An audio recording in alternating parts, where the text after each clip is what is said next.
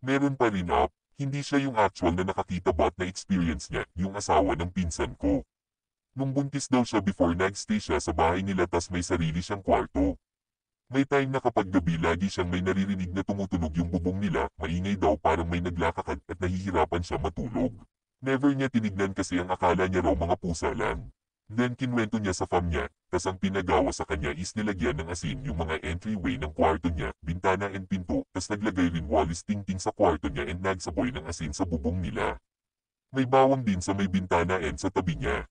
Tas mga kapatid niyang lalaki lumabas ng bahay, nagmura and may dalang itak. Nagtataka lang siya at first bakit ganun pinagawa sa kanya.